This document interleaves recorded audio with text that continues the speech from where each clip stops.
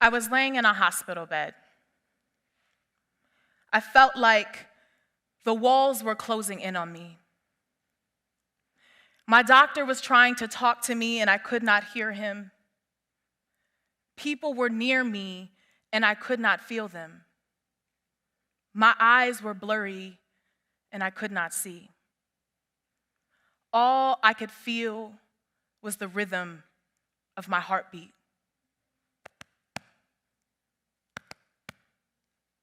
It was beating so fast and so irregularly that I almost could not catch my breath to speak.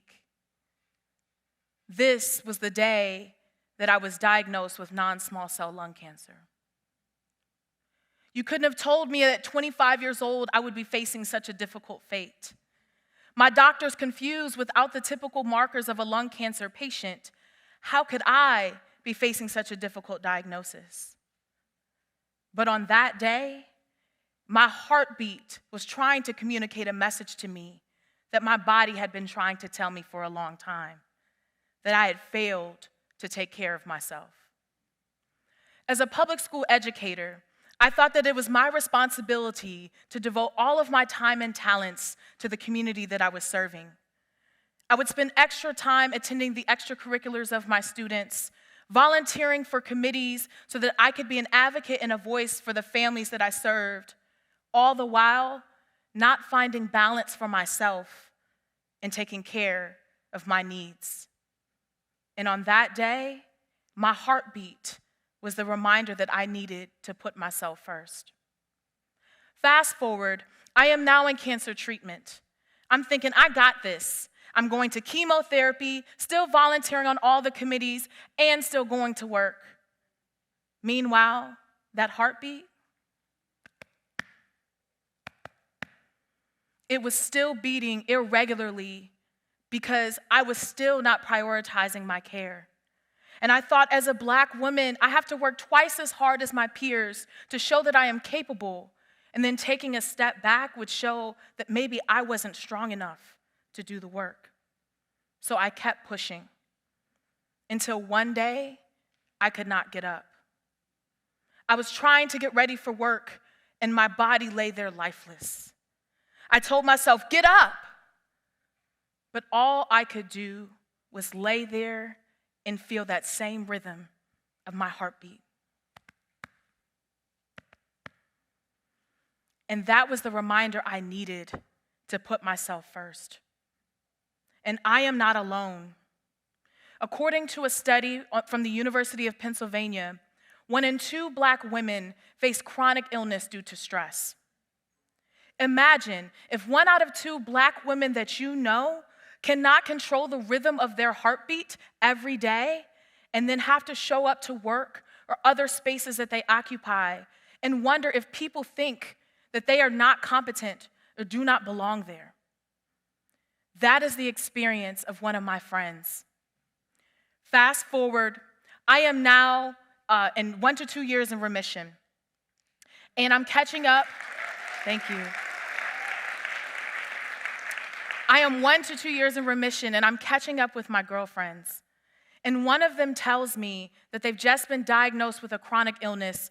They're on 3 different medications, and they are simply tired.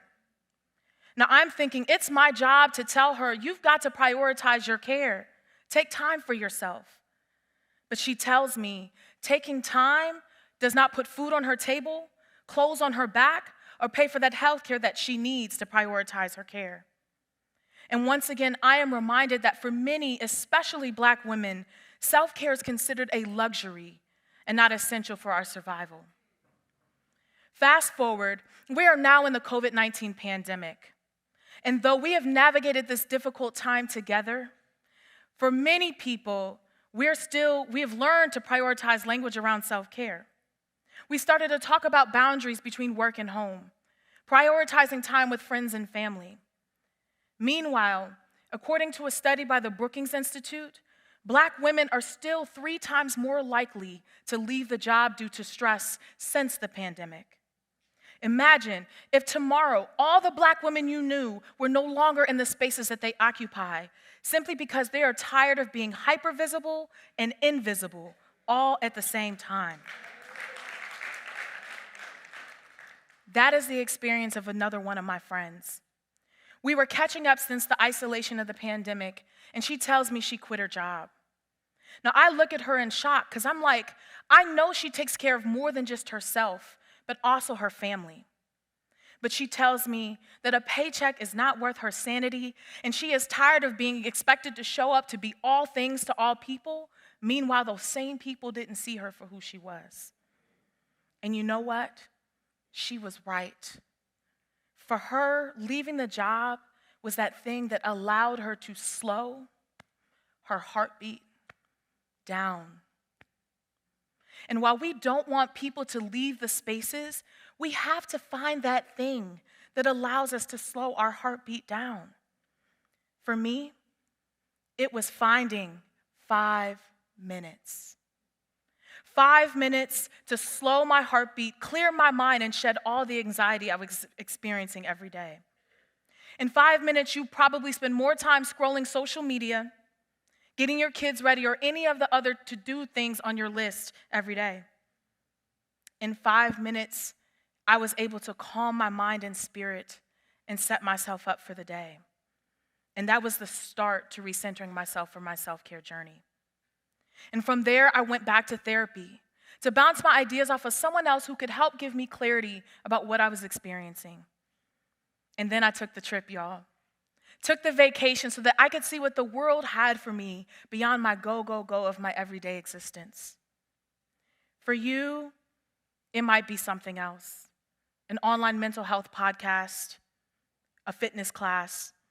Whatever it is, you've got to find that thing that slows your heartbeat down and allows you to put yourself first.